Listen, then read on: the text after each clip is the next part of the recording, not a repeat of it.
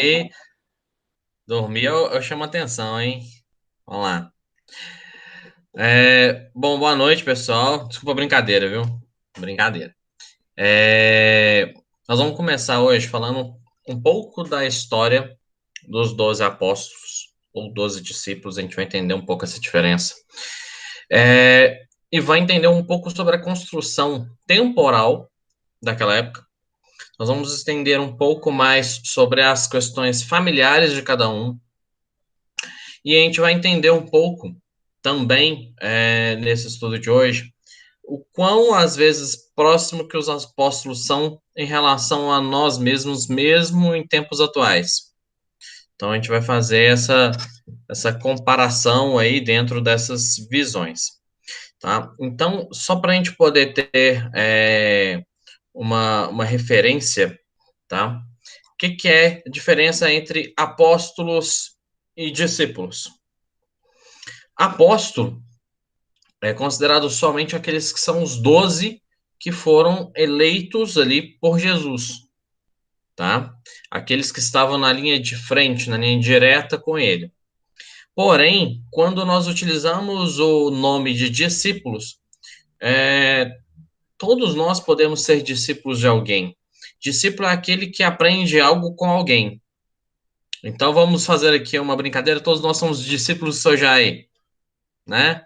Podemos assim dizer, porque todos nós aprendemos com aquele patriarca ou matriarca, aquelas pessoas que são mais velhas do que nós, aquelas pessoas que nos passaram alguma coisa, tá bom? Então, para a gente contextualizar, a principal diferença entre as funções é basicamente essa. Então, não está errado quando a gente fala discípulo, quando a gente fala apóstolo, tá tudo certo, tá tudo tranquilo. Bom, só para efeitos aí de ideia, e nós vamos falar um pouco sobre cada um dos 12. Na verdade, a gente vai falar sobre 14 é, principais pessoas, pelo menos uma delas nós vamos citar, e algumas curiosidades sobre o Novo Testamento.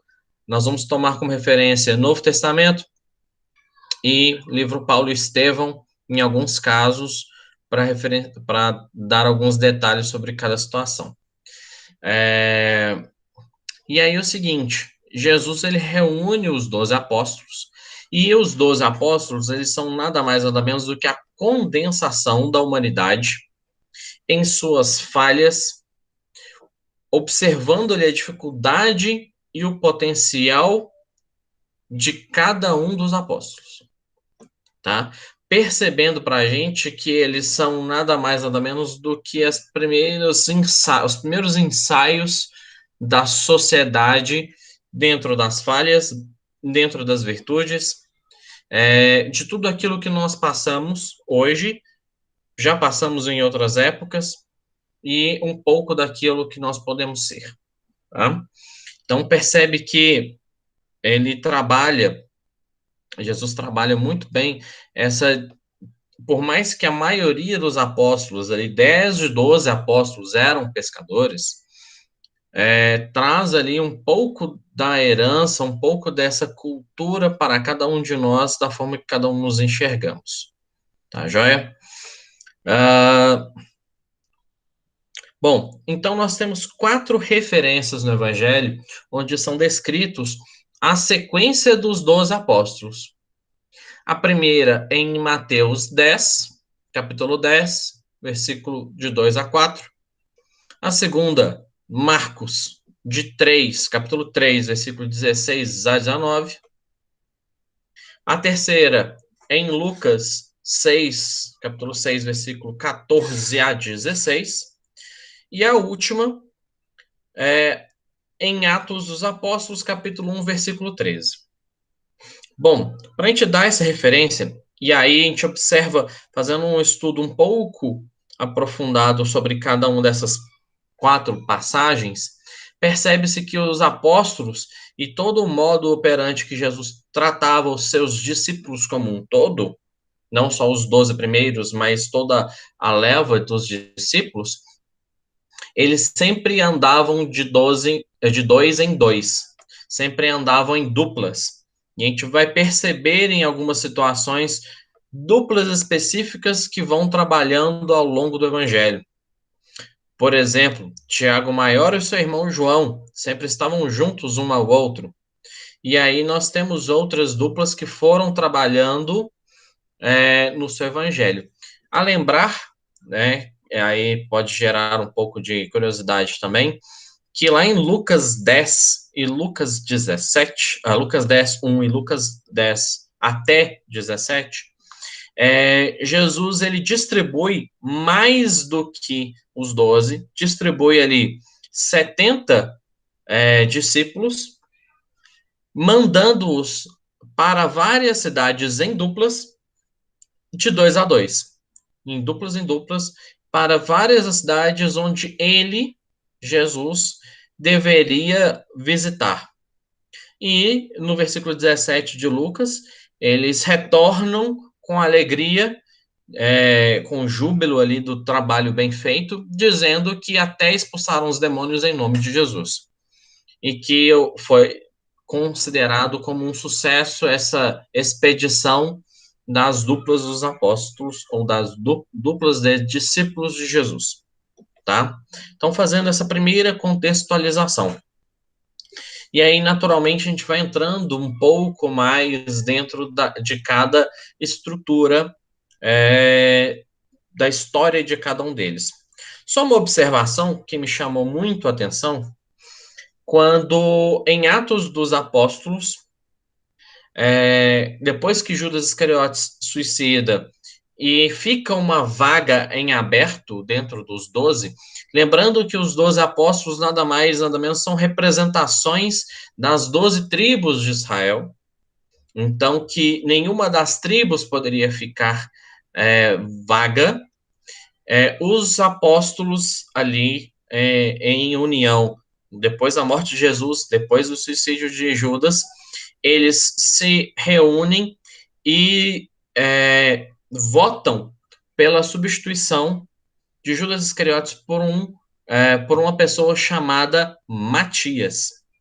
Tinha um outro senhor que também estava neste páreo para conseguir esse apostolado, e foi a única vez que Matias foi citado dentro do Novo Testamento e citado dentro das histórias que nós temos até hoje. Naturalmente, ele deveria ter sido importante naquele período de organização de Jesus, antes da morte dele, mas não era relevante para a história como um todo. Mas é uma curiosidade que nenhuma das 12 tribos ficaram vazias. E aí, Humberto de Campos traz para a gente no livro Boa Nova que os apóstolos seriam, sobremaneira, os intérpretes das ações de Jesus e dos ensinos dele para com a população. Seria aquele contato mais direto, seria aquela pessoa que estaria seriam aquelas pessoas que estariam constantemente atendendo e conversando com a população. Então, naturalmente, eles trazem essa relevância. Bom, então nós vamos começar aqui, depois desses minutos de introdução, vamos começar a desfiar um pouco a história de cada um deles. Começando, talvez pelo mais importante, e do qual que tinha mais questionamentos e contatos diretos com Jesus, que é Pedro. Ou, antes de ser Pedro, Simão. Foi chamado de Pedro, ou Cefas, Petrus, ou Shimon, Kefas, da forma que dependendo da tradução, que para o nosso latim seria Petrus, e aí dentro do português nós chamamos ele de Simão Pedro, tá? Mas lembrando que ali dentro dos 12 apóstolos nós tínhamos um outro Simão, e o nome Simão era muito comum naquela época, então para fazer essa diferenciação, tá?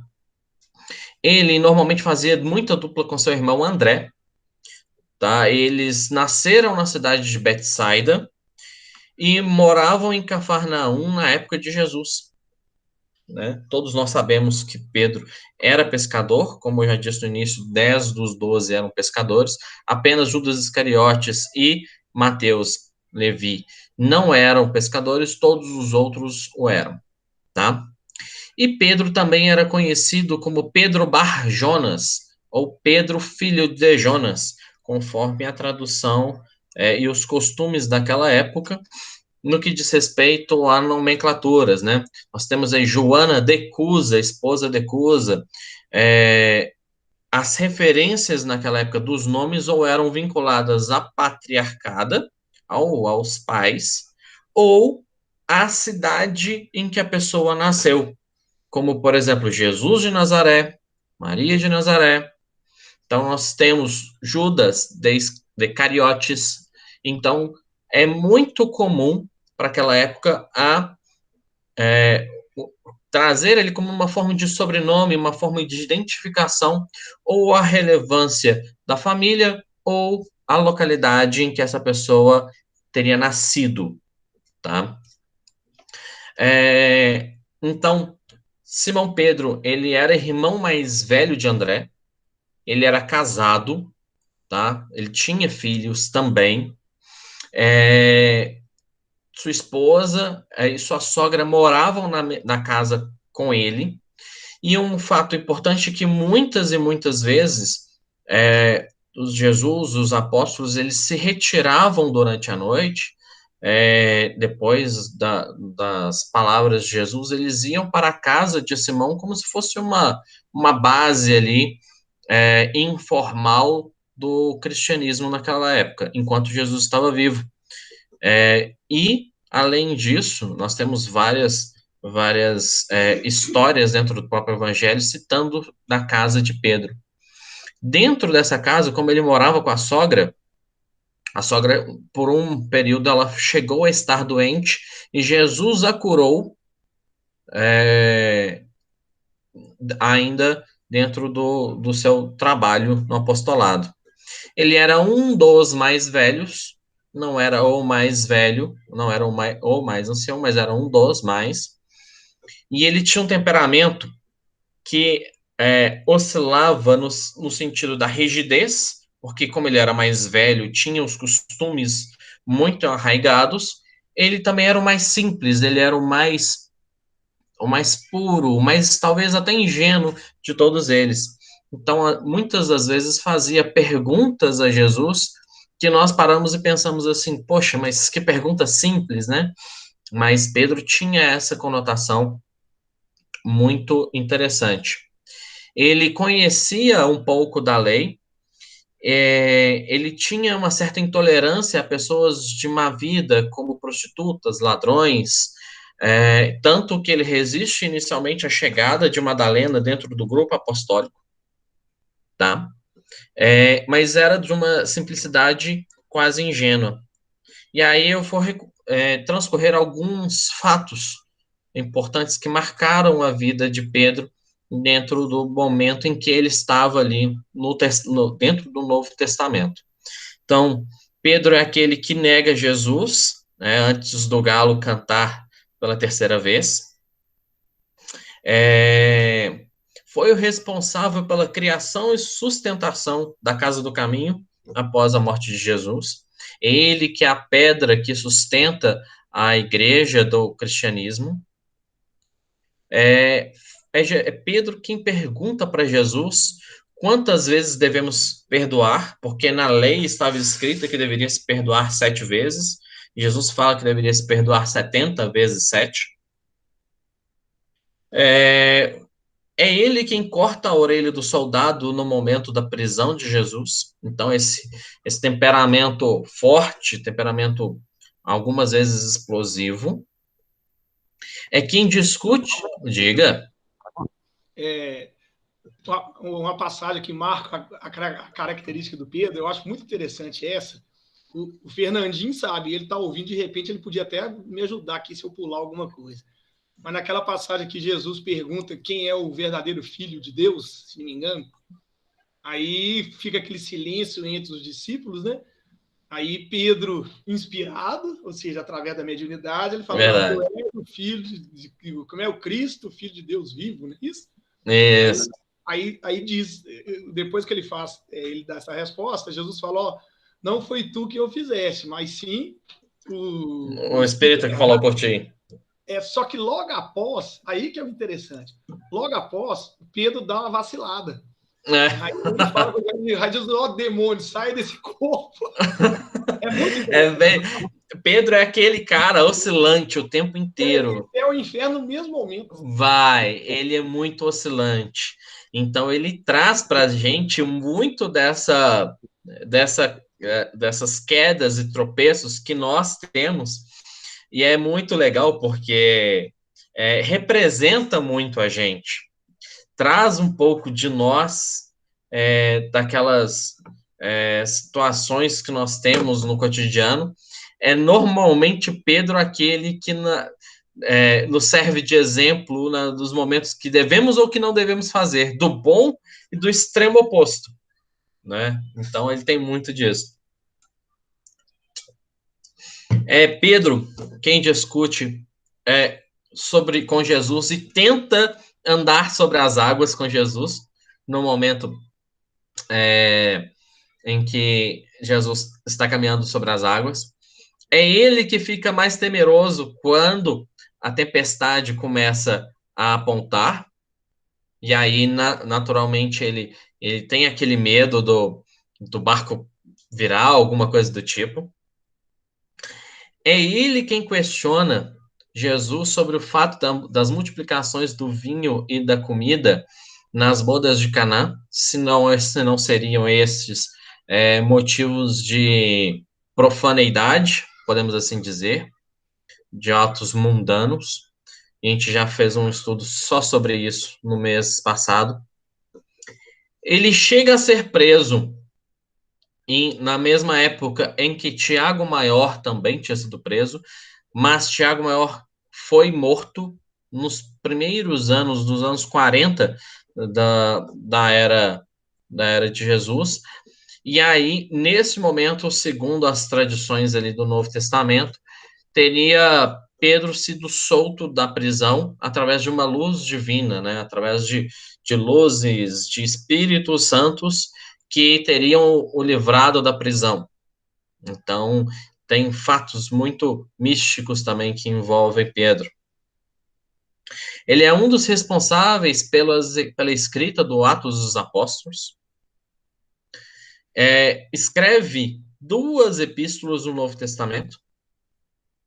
E ele morre em Roma, crucificado por não se achar meritório de ser morto igual Jesus.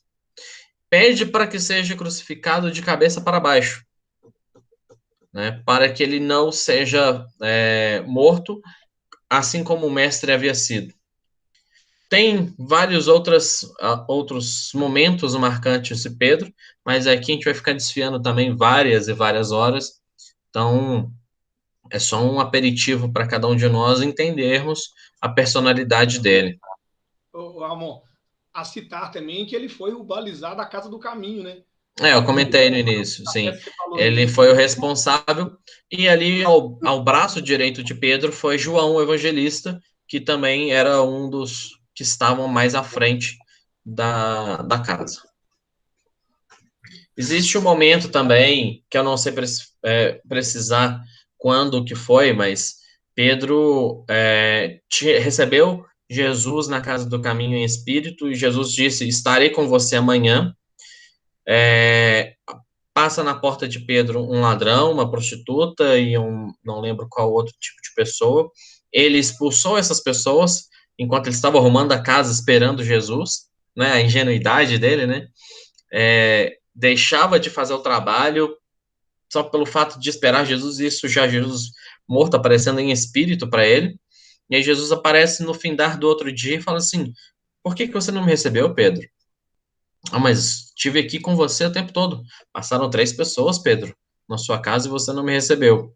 Então, Pedro é aquele que alterna muito entre o prático e às vezes o preconceituoso em determinados momentos, a detrimento de estar com Jesus, nesse caso, ao invés de cuidar do próximo como Jesus tinha ensinado.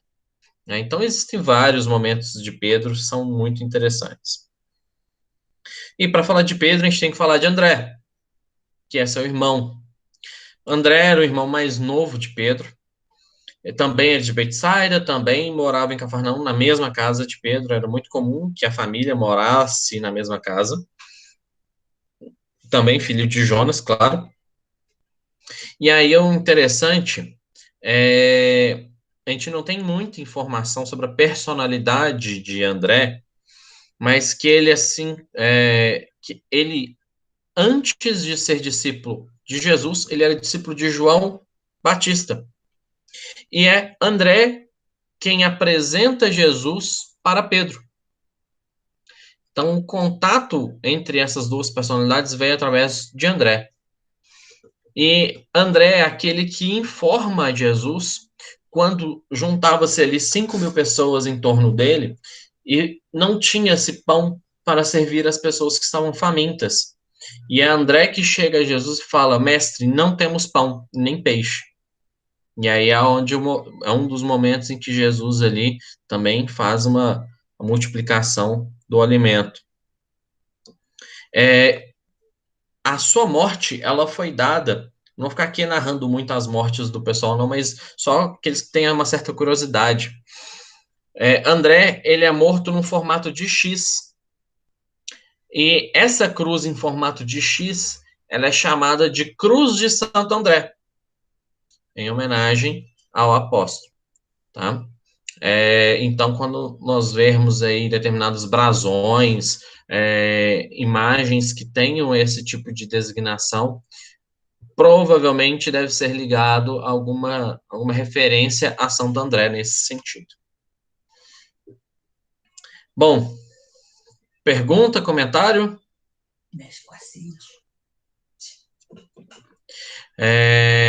Então vamos para o próximo. Teve um sopro aí, não? Esse sopro não foi informação? O sopro divino aqui dos bastidores, ela esquece que o microfone está aberto e que está gravando por cima a palestra. Não xinga, não. Tá vendo? Né? Você sabe como é que é, né? É o ponto eletrônico. É o ponto eletrônico. A voz da consciência. Então vamos para o próximo. Vamos falar aí de Filipe. Filipe, comumente, ele torna-se uma peça importante, mas ele é muito sutil a presença de Filipe dentro do Novo Testamento, tá? Ele faz ali uma dupla com Bartolomeu, que também é um outro apóstolo. Nasceu na cidade de Betsaida, também era pescador. Não se sabe o nome do pai nem da mãe dele, mas sabe-se que ele era casado e tinha 2 filhas, porque lá dentro do livro Paulo Estevão informa que Felipe muitas vezes levava suas filhas para a casa do caminho para o trabalho. Elas também ajudavam dentro da atividade da casa, sendo elas também muito importantes em efeitos físicos, efeitos mediúnicos. Então, elas tinham, como dizem, né, dons proféticos, na nossa linguagem, a mediunidade, né? Mas não se sabe o nome ou a notícia, referência da sua esposa, tá? Só sabe que poucas referências há de Filipe, mas que no João capítulo 12, 21, no domingo de Ramos, quando Jesus entra em Jerusalém, né, com aquela recepção toda e tal, os gregos que desejavam falar com Jesus entram em contato com Filipe, pedem para que Filipe apresente os gregos a Jesus. Então, ele serve ali naquele pequeno momento como um interlocutor dentro dessa situação. Beleza? Todo mundo, diga. Filipe, junto com Bartolomeu, ele e André, eles eram discípulos de João Batista também. João Batista também. Quando André fica sabendo da boa nova de Jesus e tal, Filipe está com ele e Bartolomeu idem.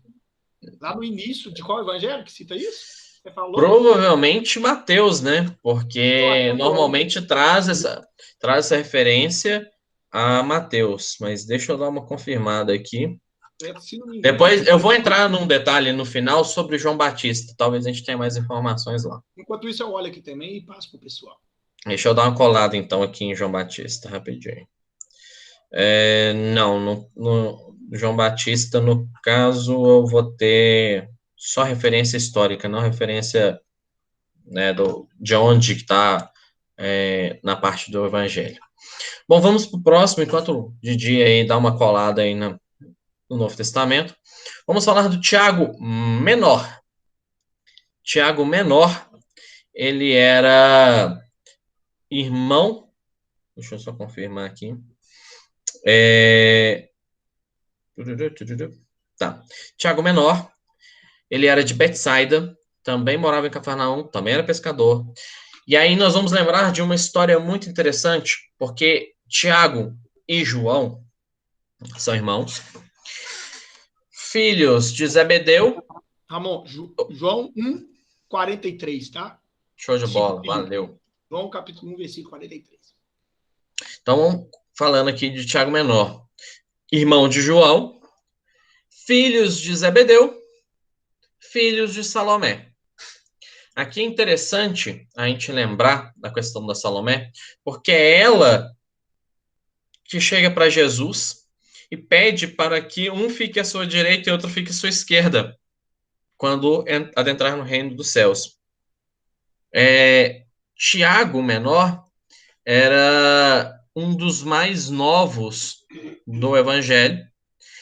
Ambos, tanto Tiago quanto João, eram chamados de filhos do trovão, de Boanerges, porque eles tinham temperamentos muitas vezes. João ainda tinha um pouco de carinho, mas eles alternavam do extremo radicalismo, do extremo braveza, do extrema agressão, podemos assim dizer, para o extremo carinho. Então alternavam bastante, tá? Tinham ambos temperamentos muito apaixonados nesse contexto, tá? Eram profundamente os dois carinhosos, generosos, simples e de ardente e sincera, como diz Humberto de Campos. Isso falando dos dois, tá? Ele, Tiago Menor, foi martirizado depois de Estevão em Jerusalém. Formou o grupo que levou Jesus no Monte Tabor. Esse é o Tiago Maior.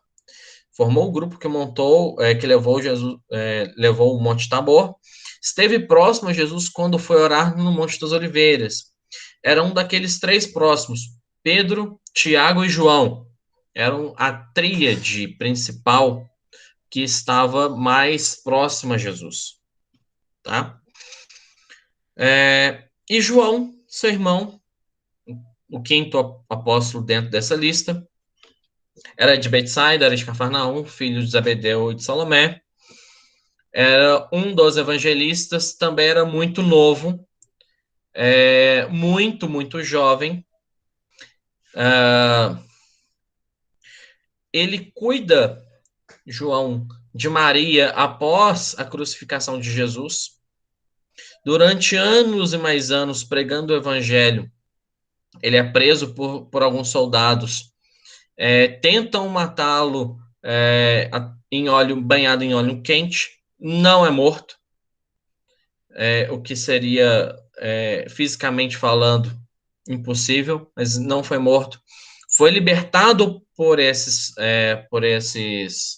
carcereiros, e eles pediram para que ele mudasse de nome. E a partir de um determinado momento ele passa a se chamar e atender voluntariamente dentro das cidades como Francisco. E futuramente, encarnação seguinte, vem a se chamar também novamente Francisco, só que nascido de Assis.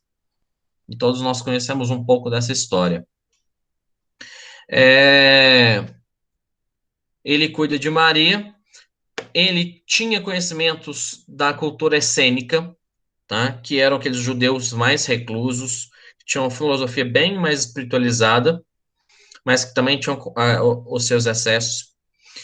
João escreve o Apocalipse na ilha de Patmos, tá? Em Lucas 9:54, João pergunta a Jesus, e aí lembrando do temperamento do filho do trovão, né? Quando eles passam por Samaria, e naturalmente Samaria não era um lugar benquisto para para as, para as outras regiões, tanto quanto Cafarnaum, quanto é, em Jerusalém. E aí ele pergunta para Jesus se queres que mandemos que desça fogo do céu para que consuma os samaritanos. Né? Então traz aí esse temperamento do filho do trovão. Foi João quem reclina os ombros reclina a sua cabeça nos ombros de Jesus na Santa Ceia. Ele mesmo diz no seu próprio evangelho, aí é um momento um pouco até engraçado, que era o apóstolo mais amado por Jesus. Lá em João, capítulo 13, versículo 23. Ele escreve o evangelho. Pode falar, Didi. Em vários momentos, não é só dessa que você citou, não. Um dos, né? O mais amado. Em vários. A modéstia faz parte do filho do trovão ali. Mas era mesmo. Ele e Pedro encabeçavam muito bem esse amor de Jesus ali, mais imediato. Óbvio que Jesus amava todos igual de acordo com as suas circunstâncias, mas Pedro e João tinham lugares especiais no coração de Jesus. João escreve o evangelho dele, o evangelho de João, e mais 3 epístolas, 3 cartas dentro do Novo Testamento. E ele é conhecido, dentro da sua forma de escrita, como apóstolo, apesar do temperamento do trovão, ele é o apóstolo mais afetuoso. Ele traz na sua linguagem, meus filhinhos, meus queridos, linguagens muito próximas das pessoas para com ele. Tá? E dentre vários outros momentos que também marcam a história de João, mas aí a gente vai ficar aqui por longas horas também. Bom, vamos para o 6º apóstolo, Levi, como muitos também o conhecem como Mateus.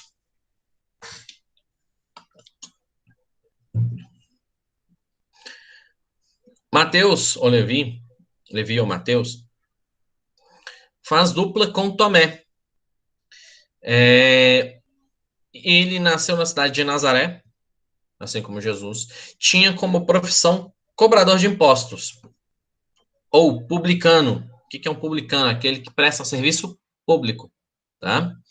Então, ele trabalhava durante a maior parte do dia e estava com Jesus em poucos momentos, tá?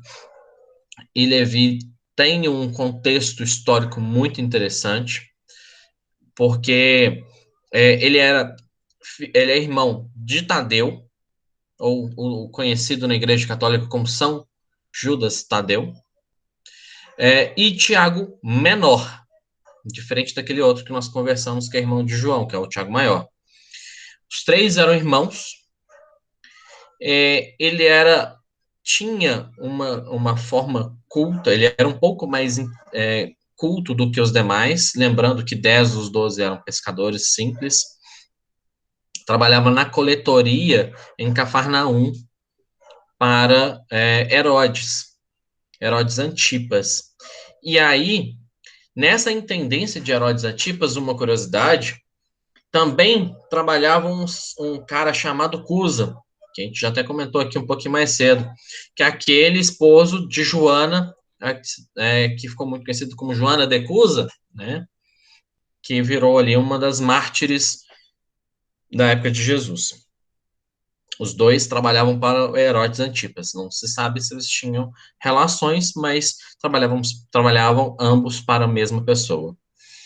Ele era considerado, segundo Humberto de Campos, a aristocracia intelectual do Colégio Apostólico. Então, era aquele que representava o amante do intelecto. Tinha ele e sua família condições financeiras, tá?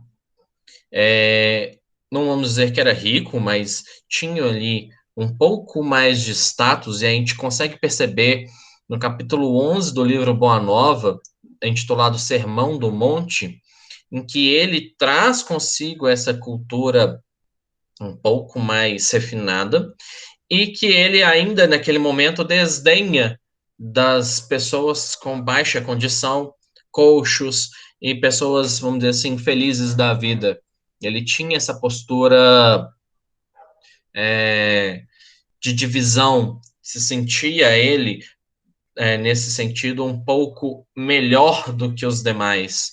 E aí, nesse capítulo 11, Humberto de Campos traz essa história com riqueza e mostra que aquele preconceito que Levi tinha depois se transforma em bons ensinamentos, justamente quando Jesus ensina sobre o Sermão do Monte. Que aí Levi entende as mensagens, entende aquela mensagem e trata as pessoas desta vez de uma forma diferente. Como ele sabia escrever, e sabia escrever de uma forma rápida, porque ele trabalhava dentro do cenário público, então, quando ele tinha tempo, quando ele estava com Jesus, lembrando que pergaminhos e papiros naquela época eram muito caros, então ele quem tomava notas do evangelho, daquelas conversas, daquilo que Jesus falava, ao mesmo tempo. Então Jesus falava, ele já ia tomando nota, fazendo resuminho, igual a gente faz em alguns ciclos de estudo, né? Tomando aquele resumo naquele momento. Então a gente percebe até o ano de 62 da era cristã, quando Paulo questiona por que até então só tinham anotações de Levi. Levi é citado 2 vezes no livro Paulo e Estevão. Na primeira vez, quando Paulo vai até Ananias, depois de ficar cego em Damasco, Saulo ainda, né, pergunta para Ananias aonde que ele veria as histórias de Jesus, e Ananias fala para ele que somente nas anotações de Levi. E depois, quando Paulo já era Paulo com seu apostolado, questiona ele, a Barnabé, que até naquele momento só existiam as escritas, as anotações de Levi. E sugere ele para que todos os outros apóstolos, porque Paulo e Pedro e João não tiram as anotações das vivências que eles tiveram com Jesus. Isso está lá no livro Paulo e Estevão, que trata esse diálogo de Levi naquele momento. E aí percebe que traz para a gente a importância das anotações em que ele fazia naquela época, que foram as únicas até a década de 60.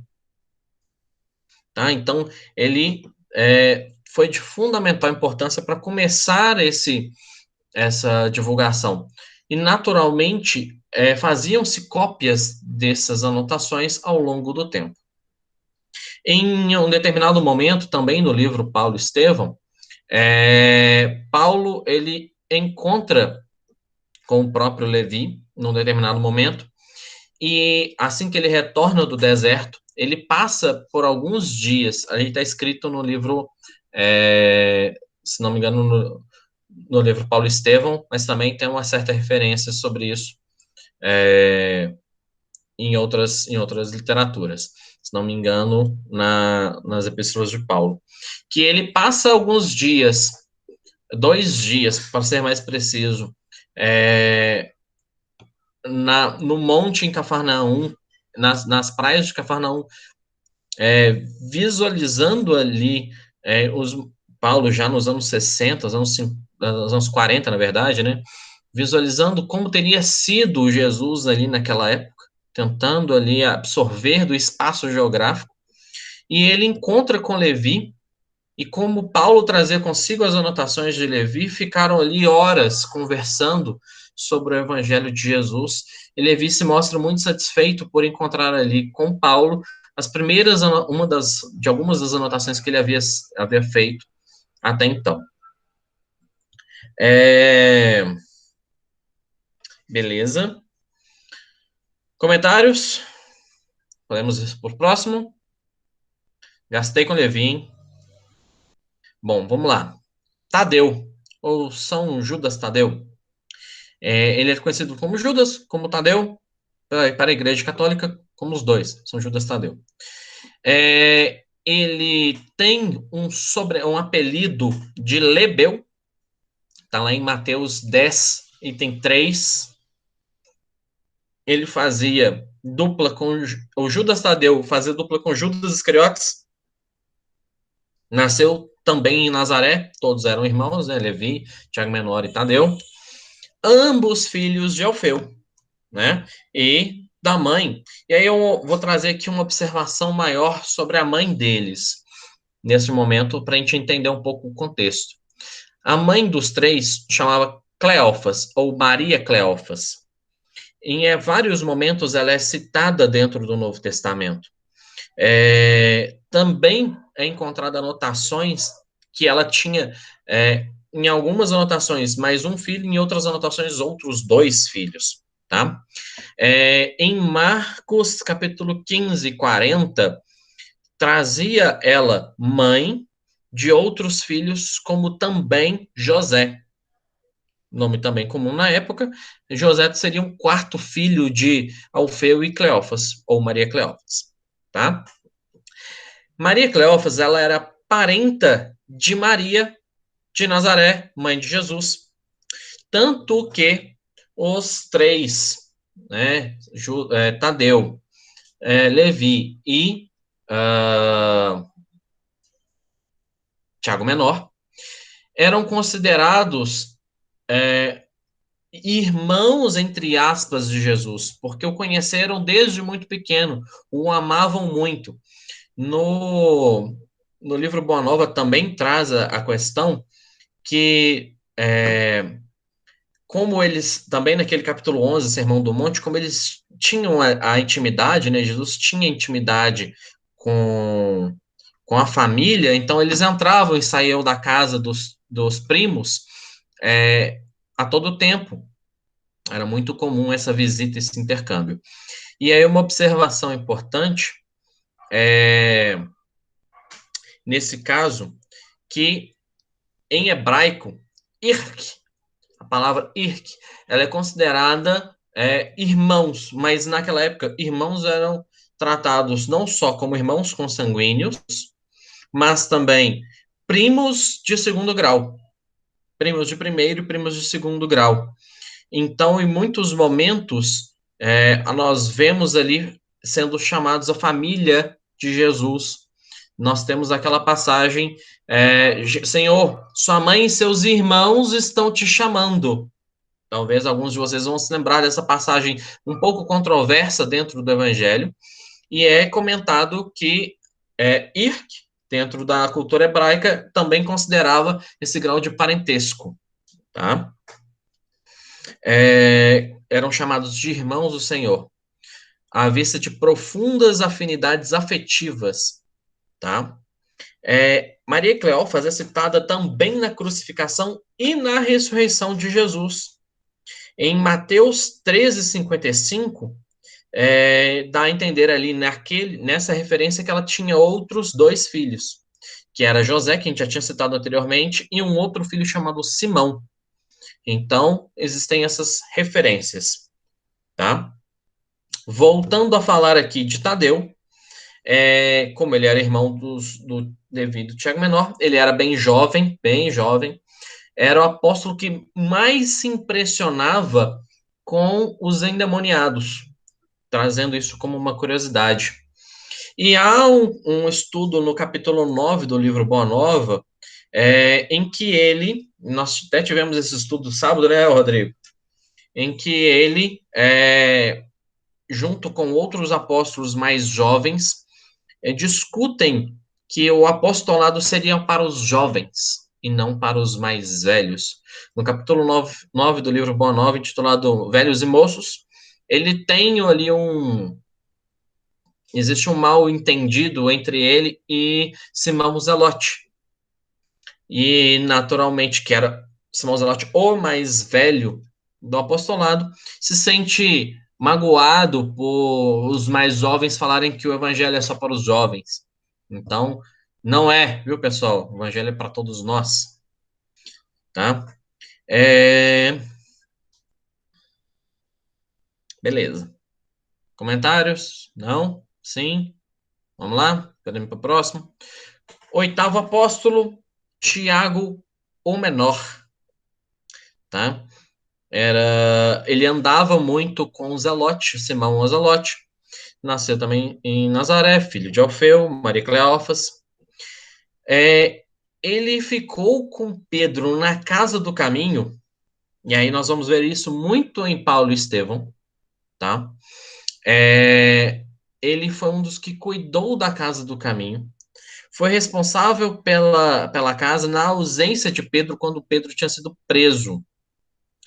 E em muitos momentos, dentro do Evangelho, e isso mostra muito no livro Paulo e Estevão, que Tiago, pelas relações que ele tinha com o judaísmo, lembrando que Alfeu e a família toda de Jesus e algumas outras famílias do Evangelho, elas tinham ligações no judaísmo. Então, por exemplo, vamos lembrar que Jesus, aos 12 anos, fez ali leituras do texto, né, aos 12 anos, dentro do templo judaico.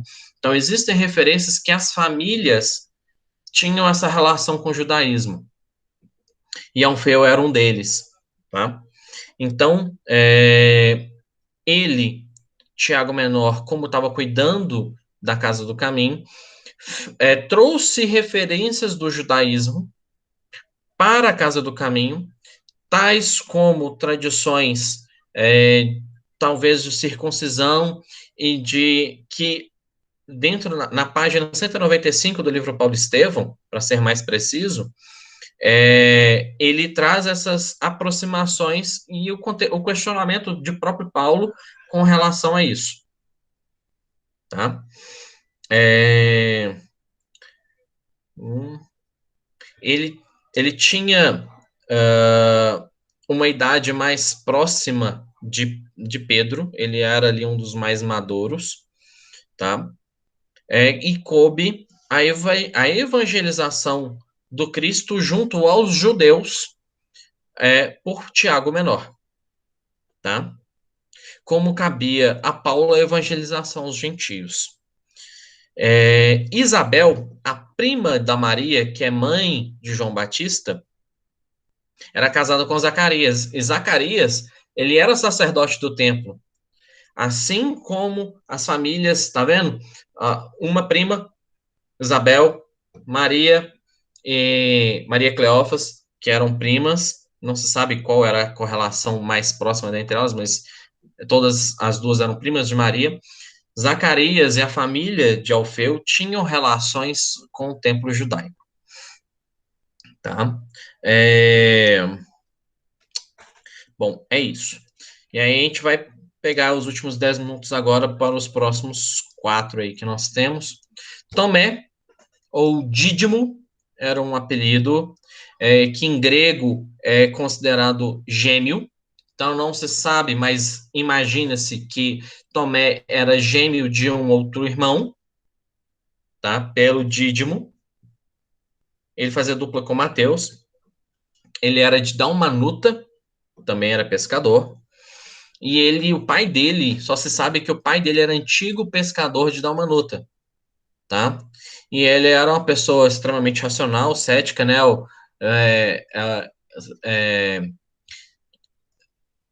Nós usamos até hoje, né, a referência de Tomé como ver para crer, não é? É o discípulo mais preocupado da dilatação da Boa Nova entre os mais importantes e os mais ricos, é o que é o mais indeciso entre a matéria de fé no desejo da vitória ampla, fácil pela renovação imediata do mundo. E é o único que toca as feridas de Jesus ali na ressurreição.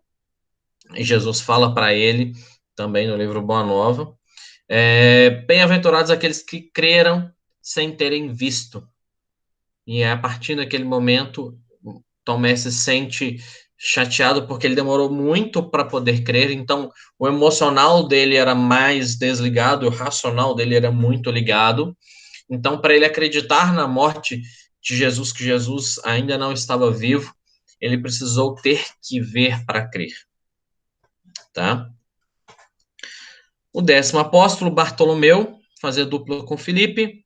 Ele era cananeu, ele nasceu na cidade de Caná, na Galileia, também morava em Dalmanuta. É uma família laboriosa de Caná, da Galileia. A família, e aí é muito importante que nós, trabalhadores espíritas, atentemos com a passagem de Bartolomeu, tá?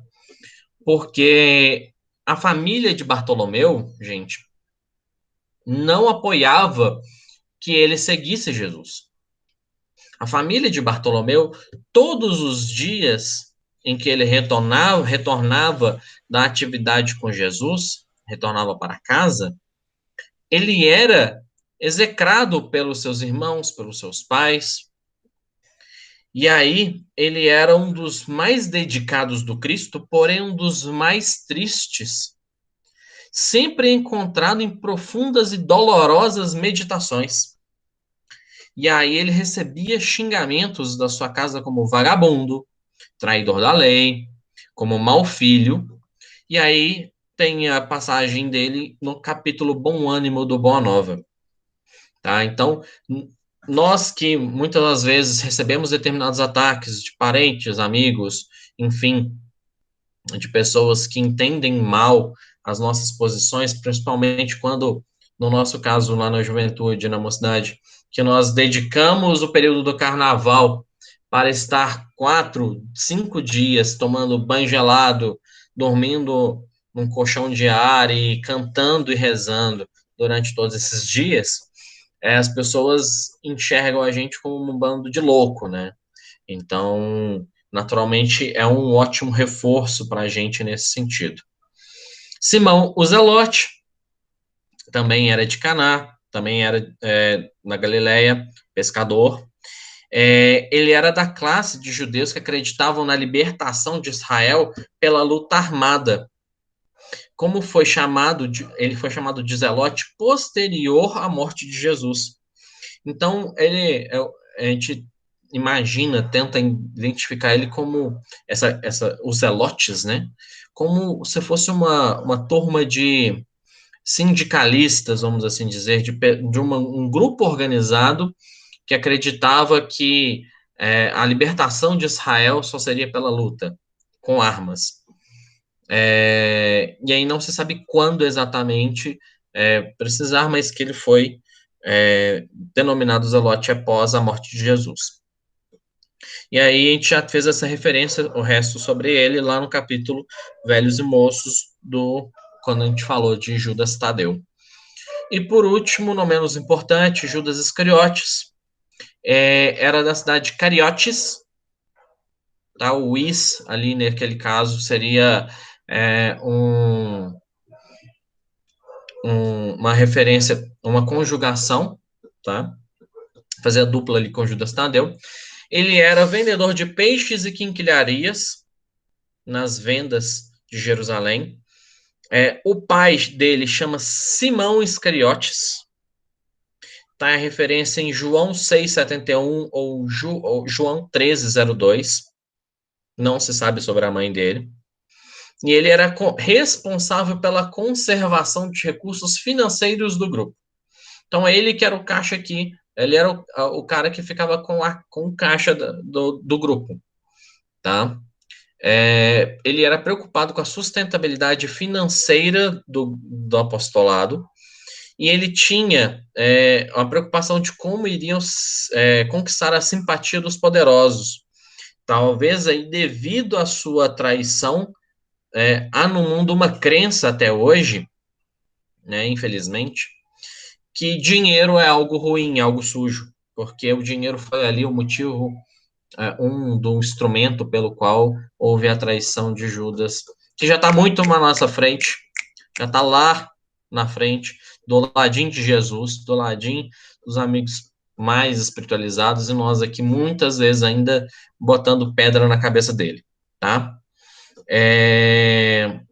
E aí, aqui estão findados os 12 apóstolos, lembrando, igual eu falei no início, que quando ele morre, nos Atos dos Apóstolos, a eleição de Matias como substituto de Judas Iscariotes no apostolado de Jesus. E para a gente finalizar, não tem como falar dos 12 apóstolos se nós não falarmos um pouquinho de João o Batista, primo de Jesus, filho de Zacarias e Isabel. Ele começa todo o apostolado, uma vez em que ele como o precursor, o antecessor, traz e começa a fazer o culto ali do Deus único, e todas essas informações. E aí, ele é uma pessoa fundamental para dar a partida com alguns dos apóstolos de Jesus eram apóstolos de João Batista, tá? E aí, naturalmente, é uma referência importante que a gente traga nesse caso. E aí, assim, qual que é o motivo pelo qual a gente está conversando hoje, né, sobre os discípulos? Que Jesus, ele traz para a gente diversas orientações para que nós possamos trabalhar no seu evangelho, né? Para que nós procuramos não ajuntar o supérfluo, não exibir ouro nem prata nem vestimenta, lá no caso dos apóstolos, dos discípulos, buscar as ovelhas perdidas do Pai, trabalhar sem procurar receber algo em troca, tá? Conservar sem rancor aquilo que tiver acontecido, não contaminar com as chateações do caminho. Então, os ensinamentos dos apóstolos e a carta, vamos assim dizer, de tratado em que Jesus passa para os apóstolos, é para que nós possamos trabalhar enxergando neles os nossos modelos de trabalho, enxergar que eles não eram perfeitos quando seguiam Jesus, e tampouco nós somos, entender que nós somos sujeitos a falhas, como todos eles, muitos deles o foram, mas que a perseverança no caminho reto, no caminho certo, é que faz com que sigamos Jesus, né? E aí a gente tem como obrigação difundir, né, o trabalho de Jesus através dos nossos atos, através dos nossos exemplos e através do nosso dia a dia. Então, esse é o trabalho. Queria agradecer a todos aí. Falei bastante, só o Rodrigo que me ajudou, mas espero que todos tenham absorvido alguma coisa e que possamos aí continuar passando bem nesse período de quarentena. Grande abraço. Valeu, Ramon, obrigado. Palestra bem elucidativa. Senhor Eugênio, você tem como apertar o botãozinho de novo aí para o senhor fazer a prece final para a gente? Vamos ver se ele está ali, Ramon. Não. Quiser terminar a gravação, Rodrigo? Tá bom, viu? Vamos já terminar. Encerrar aqui. Interromper, porque aí ela fica bonitinha.